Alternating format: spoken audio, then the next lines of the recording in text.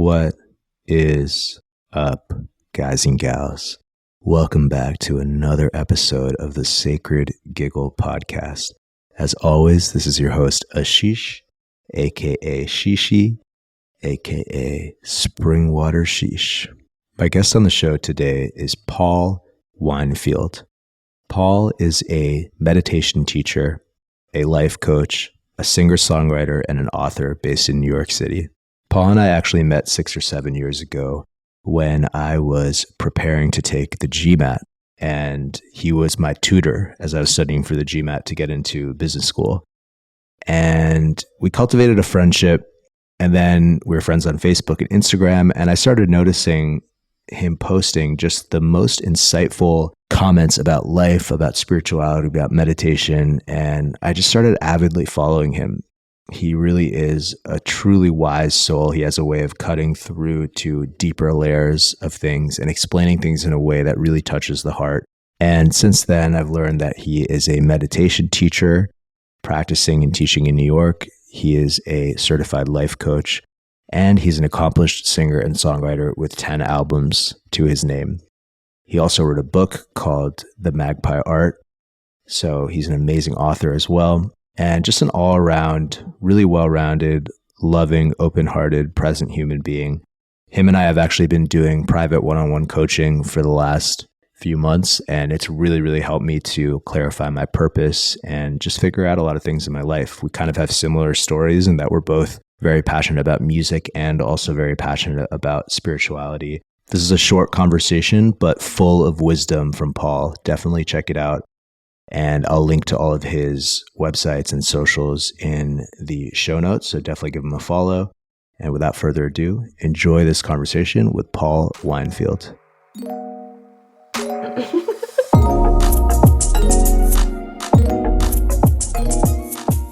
So, Paul, how is it going? Checking in from New York, right? Yeah, we're about to get a huge blizzard. Oh my God. It's going well. Oh, damn. Yeah. I'm not jealous of that.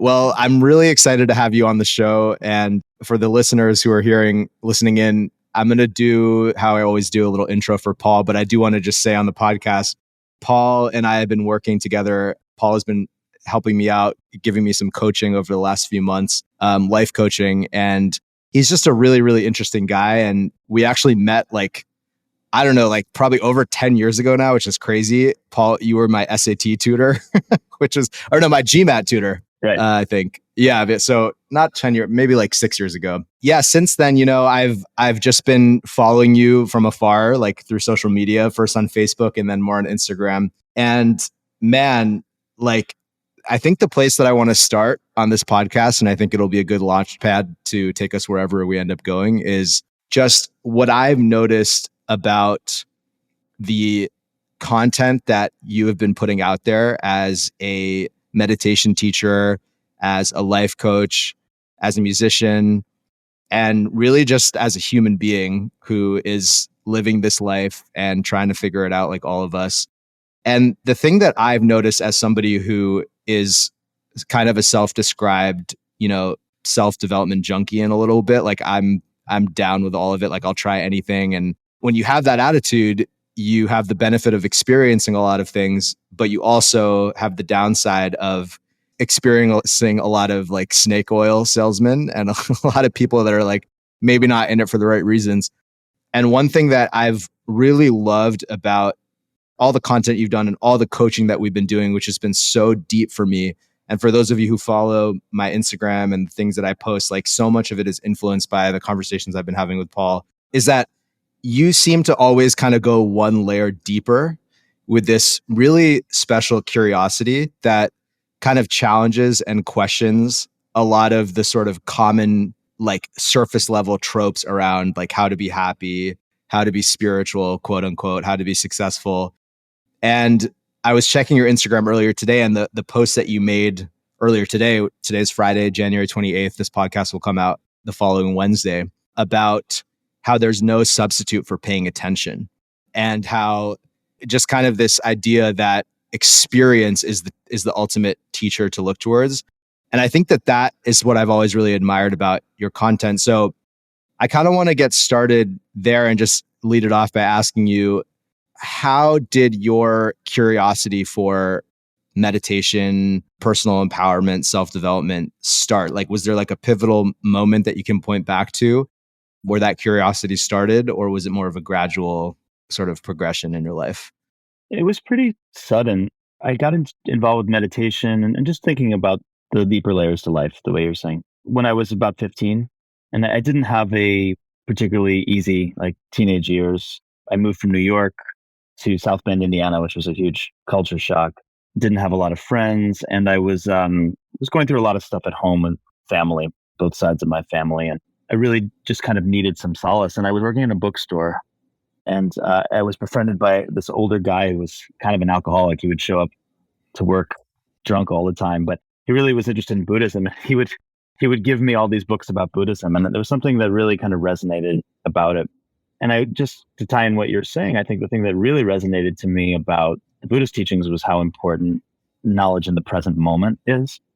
And I think one of the things that I realize is that I came from a very intellectual family, and that I, like many people, have sort of these accumulations of old knowledge.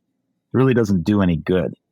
And I was sort of determined to understand what it means to find what's fresh, in every moment. That seemed really important to me. And I'm not saying that I was successful in doing that, but that's sort of where that idea of trying to find fresh knowledge came from. Yeah, that's amazing, man. It makes me think like I really relate to a lot of that because I also come from a very thinking oriented family and background. And I am hopelessly addicted to thinking. And I guess like for me, it's always such a challenge, even with all the meditation that I've done in my life as well, like having sat Vipassana, which I know you've have a lot of experience with Theravada Buddhism and also having done Zen and all these different traditions. And I find, like you're saying, that quest for spiritual knowledge that you could get by reading a book, for example, is only at the intellectual level. Do you feel like that's been a challenge for you in your life to break the habit of thinking and really allow yourself to just sit in that sort of like space of not knowing? Yeah, for sure. I mean, I think you said it very well. Thinking is very much an addiction. It has a lot of the same qualities that addictive behavior has, kind of going back to the same well, even though you're not really getting satisfied. And in the meantime, there's this craving that gets built up. And I mean, I took a really long path. As soon as I had sort of understood that I was interested in meditation, I decided that I wanted to make a career out of it, right? And I wanted to go to school, and I studied Sanskrit, and I moved to India, and I did all these things, and I went on a very academic route for a very, very long time. Because even though I wanted something that wasn't academic, I didn't know how to break free of that addiction to thinking. And what really happened was, like, when I came back to the States, I met my teacher, who really kind of showed me that you can't just break the addiction of thinking. You have to kind of learn to use thinking in a way that leads you gently back to the silence. And he was very influential because I trusted him. I felt like he was somebody who also was kind of an intellectual, but who had kind of broken free from the traps of being an intellectual. He wasn't anti-intellectual. In other words, he was somebody who had thought a lot and had also realized that there's something beyond thought. So he was very influential on me. But it was a long road. Yeah. And when did you first start to feel? I mean, I guess you sort of answered already. You said when you got into meditation, it sounds like you very quickly had a realization or recognition that, okay, this is what I want to do as a career. And I want to get into like how we define career as a concept in general later, because I know that's something you've been helping me a lot with during our private coaching calls. And we're kind of similar in some ways in that like we're both musicians, but we both have this spiritual sort of passion for spirituality as well. When did you start to feel like you were coming into your own as a teacher, or like start to feel like you could really embody the presence of someone who can really help and really has a lot to say and a lot to transmit? And did you ever kind of go through like an imposter syndrome phase with that? Yeah, every day.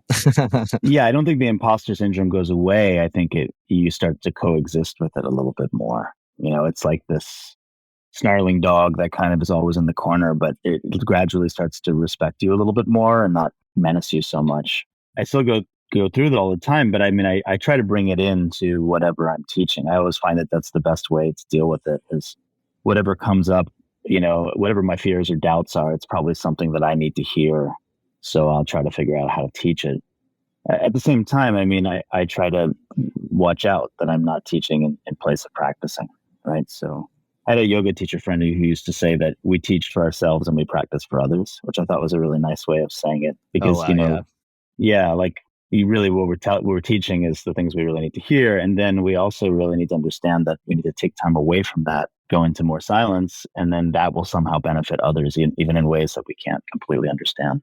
So, That is such a wise phrase. It makes so much yeah. sense, because I think that I know that like whenever I've been around a mentor or spiritual teacher, or I've gone on a retreat or something like that, it's the transmission of that person's presence that is teaching me more than anything that they could say. And I know that in the limited coaching that I've done, or even all the things that I post on Instagram, like different insights and stuff, it's always 100% for me to hear.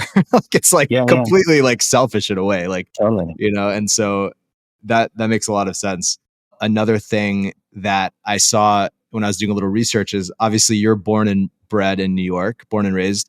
And I saw something on your website where you're talking about how New York is a great place to practice because it's so difficult in a way, and you want to kind of bring mindfulness to New York. And it reminded me of something that Ram Dass said about living in Brooklyn, which is that it's the best place for his spiritual practice because there's nowhere in the world that triggers him more often.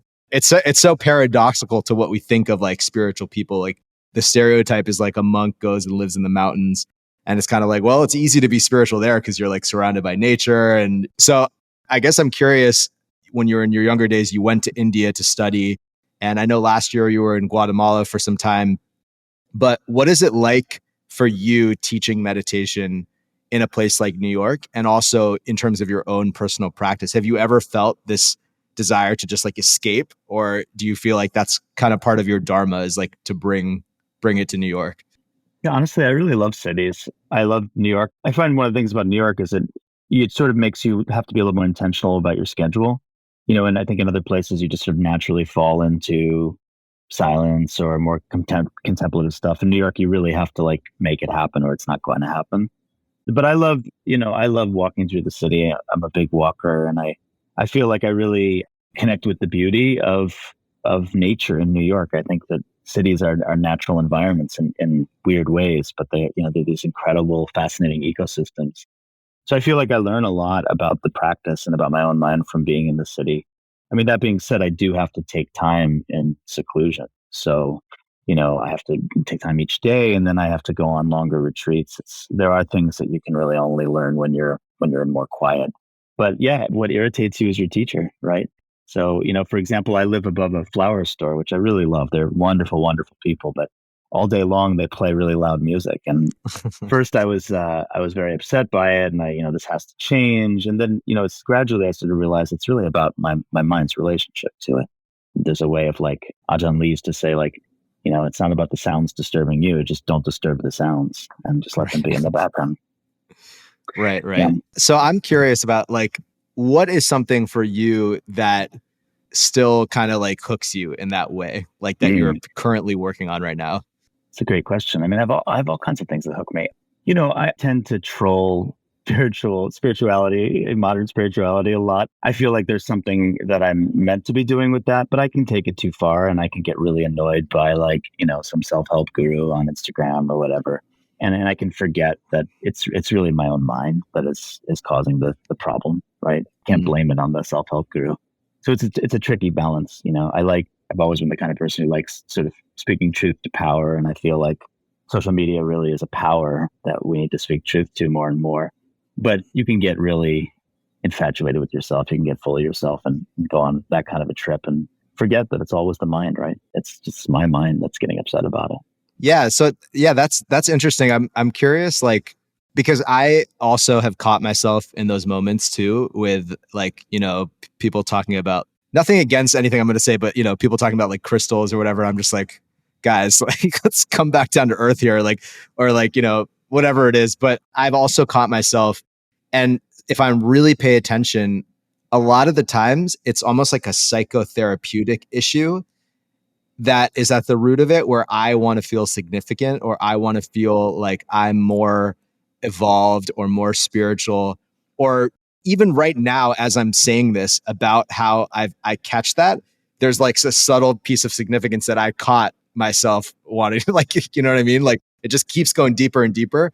And it reminds me of, I don't know how, if you're familiar with Ken Wilber, but you know, he has this beautiful way that he lays out, like there's awakening work, which is like waking up to your true nature, like a lot of spirituality. And then there's like what she calls waking up. Then there's cleaning up, which is like cleaning up your like mommy and daddy issues. And that's like therapy, attachment stuff. There's showing up, which is like how you show up in the world. And then there's growing up, which is like being a grown up human, functioning adult. I feel like, yeah, you know, it is really vital to kind of be evolving in all those different ways. Maybe that's a good way to segue to your interest in becoming a life coach as well. Like, what inspired you to do that in addition to teaching meditation? Well, one of the things I noticed in teaching meditation is that I'm teaching, and it's a different way of interacting. And I've been a teacher from a very young age. I mean, I started teaching in a university setting when I was like 21, which is kind of way too young in a way to be doing that. I'm very comfortable being a teacher, but it's a bit of a trap because it's a role, and there's a performance to it. And what I was really looking to do was to see if I could help people in a different way. Now, when I teach meditation, it's not that there's anything wrong with it, but it's very much like, here's the teaching, go practice, come back with your questions. But what I really wanted to do is I wanted to have conversations that were themselves kind of the meditation, where I was really sort of seeing what comes up in the moment, right? And again, to some extent, you can do that as a meditation teacher, but I wanted to talk about things it's hard for people to talk about in front of a whole class. You know, I wanted to talk about relationships and sexuality and careers and things that, you know, and money and things that are very hard for people to talk about in front of others. So I went back to school to study a form of coaching that is very close to some of the mindfulness practices that I'd learned, but it's really rooted in making the conversation itself the meditation, and how to have powerful, you know, transformative conversations. So it's not that one is better or worse, but they're different. And I really appreciate having both in my life. I would just want to acknowledge, I can really feel that in the conversations that we've worked together. I feel like approaching a coaching relationship with a client from a strong meditative foundation, from like a place of empty no mind or awakened mind or whatever you want to call it, really allows for the client, in the case of us, allows for me, in my experience, to sort of arrive at the answers on my own in a way, and not for as a result of like anything that you're projecting onto me, because you are lacking the mindfulness to understand that it's a projection, you know. And I've noticed that, actually, again, nothing against traditional like Western psychotherapy, but I've noticed, like, sometimes when I work with therapists, it's like I'm the client and I'm just like catching all these projections, and I'm like, this is like, you know. And so I've really found in my own personal journey that both are necessary, because first I got into meditation. I didn't even like believe in therapy. And I remember when I sat my first Vipassana, I was like, oh, it's so simple. Like, it's literally just like all suffering is craving or aversion. And so I just need to watch out for that. And like, that's it. I don't need to do any like cleaning up work or any therapy or anything. And, you know, but the problem there was like, then I started using presence, or trying to use my spiritual practice as a way to like satisfy those shadows that I hadn't addressed. Versus, I think that the opposite, I think that's why you see so many enlightened spiritual gurus who come from the East, where it's not a very individualistic society, and they come to the West, they get famous, their ego, they can't handle the fame because they haven't done the like cleaning up work, and then they like sleep with all their students or whatever, you know. And then I think the flip side of that is like, if you're just doing therapy all the time and just like constantly figuring out this is how I am the way that I am, like, you don't have the mindfulness to diagnose that it's just a story in the first place. So yeah, I found that both are really important, and both really inform my creativity as well. And that's kind of the next thing I wanted to chat with you about. So you're also a singer, songwriter, and an author as well. And I know this is something we've talked a lot about in private in our coaching sessions. And you've been helping me to sort of figure out like how all these different pieces of myself fit into my life. And I'm curious for you, like, in terms of the way that you think of a career or a vocation, given all these different things that you do, how do they sort of all fit into the puzzle of your life? Like, do you feel like it's like, okay, this is my vocation, this is my art, this is my like dharma or whatever, or are they more fluid? You know what I mean? I think of them as all one thing. I mean, obviously they operate in the world in different ways, but to me, music and meditation are really both about listening to the inner voice.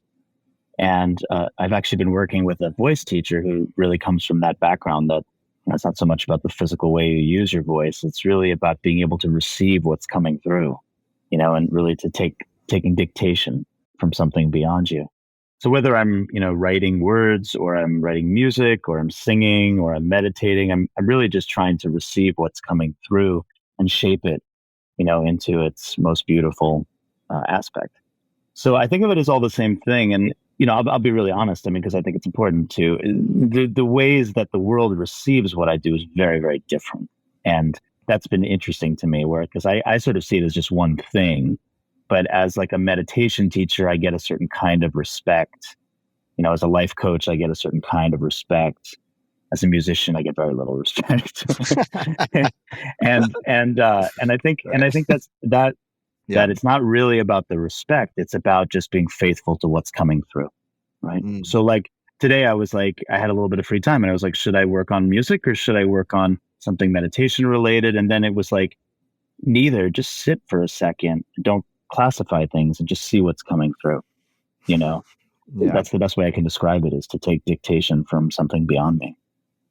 That's such a good piece of advice and such a good distinction to make in terms of, I think, the subtle ways that we all kind of are outsourcing our sense of self-worth and self-love to like the perception of others around us. And like, I mean, when I say it like that, it's obvious. It's like everybody knows not to do that, but it's like, it's just so subtle. Like it's the most subtle ways, like, I mean, you and I have talked about this a lot again in our own sessions, but I know for me, it's funny, like depending on who I'm talking to, the levels of respect change. Like if I'm talking to someone young in the industry, then of course I want to be like, oh, I'm an artist. And it's like, but maybe if I'm talking to like my mom's friend or something, I don't get the same respect, like telling her I'm a DJ. But if I tell her that I'm like, I've sat a bunch of meditation retreats and she's like, wow, you're so wise for your age. You're so like young and wise.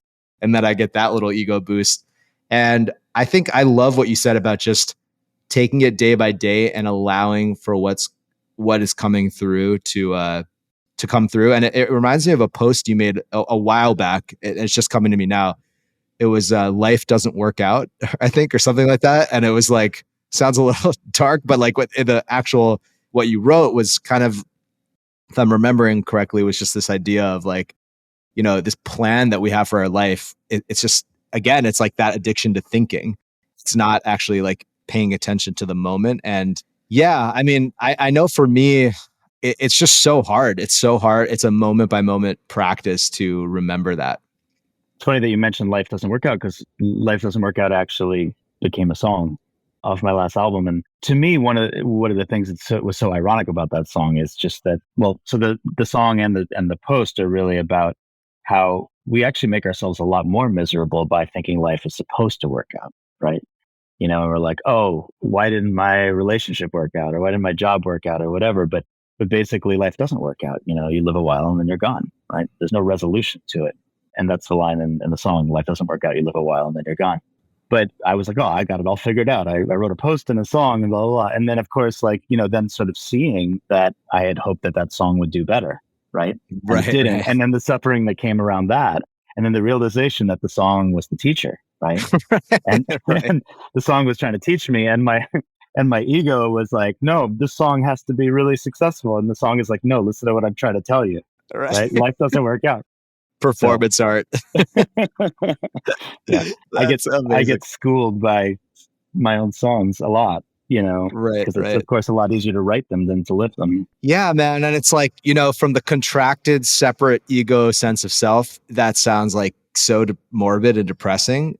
But I think it's actually like the best news ever. It's like the best sigh of relief if you can just remember that like this is all so arbitrary and random. And I think that remembering is so difficult, for people to do, especially like I think the more reminders of your own individuality and ego that there are like throughout the day or throughout your life, that really the harder it is, because it's just constantly reminding you. I remember I was in Peru last summer for a week living in the Amazon, and I was just so like, I felt so utterly insignificant and at the same time like vital to everything that was happening, and it was so natural. And I think we often spend our lives like trying to make ourselves vital because we're just like so scared of that insignificance. But like the acceptance of that insignificance is where you realize your importance in a way. Absolutely. And insignificance gets a bad rap, like,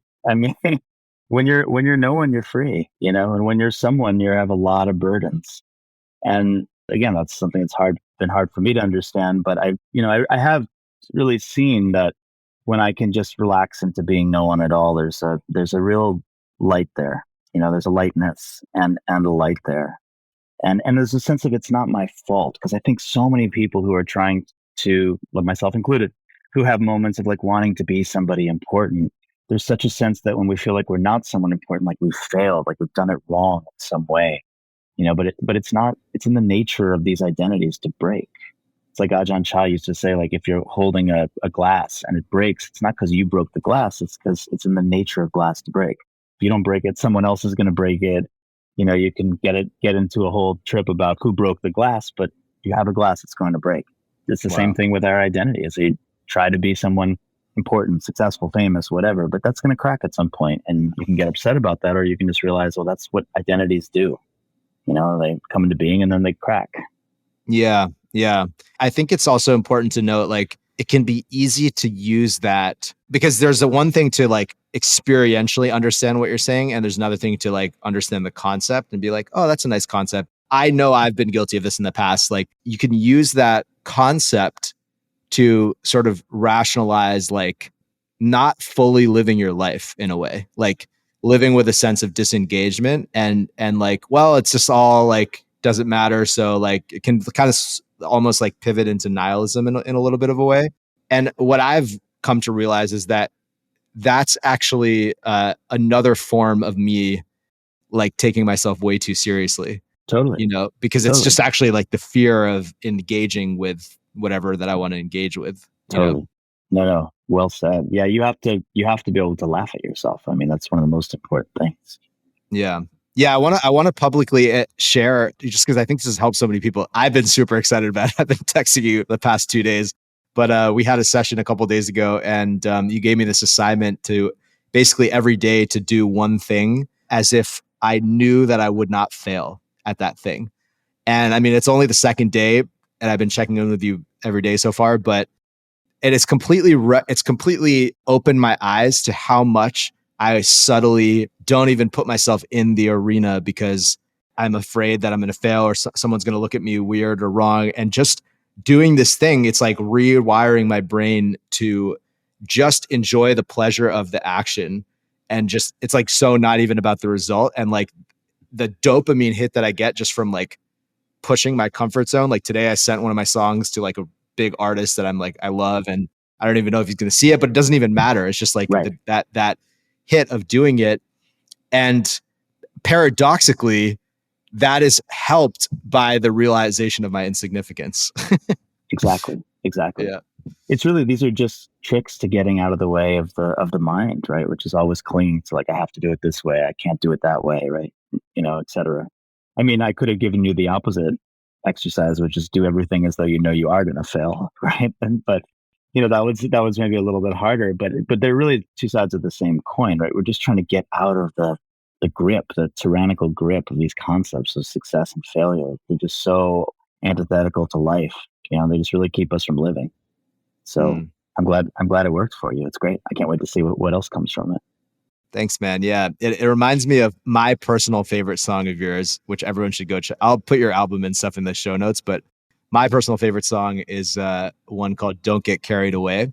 Uh-huh. And it's like, first of all, like, I mean, just musically, it's got this like amazing, like Paul Simon kind of like vibe. I don't know. It's just like I love the music. It's really dope. But the lyrics in that song are kind of just the way that it's written are like sort of like highlighting just this extreme nature of swinging from one thing to the next that we kind of fall into when we do give significance to everything. And we get carried away, like we really kind of, like a person carried away in a flood, right? So I mean, it was kind of meant to be a funny song, but there's a kind of serious thing there too, which is just that like people could spend years just getting carried away, because they think they have to be a certain this or a certain that, right? And yeah, we get lost in the flood. Yeah, I like the call and response in that song of like, yeah. It's like move to an Airstream home, and then it's like that's what the person's trying to do by doing that. Like finally learn how to be alone. That's really good. Yeah, that's well done. Last thing that I wanted to kind of touch on, just because I think it would be really powerful, is Paul. You're a 2-time cancer survivor.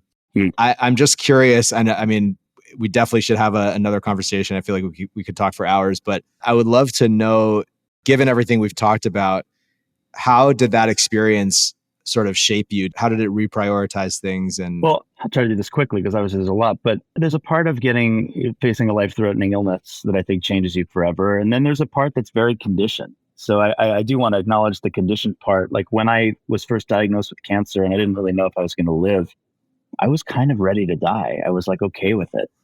And that was very conditional. Like less than a few years after surviving, I was like scared of dying again. Right.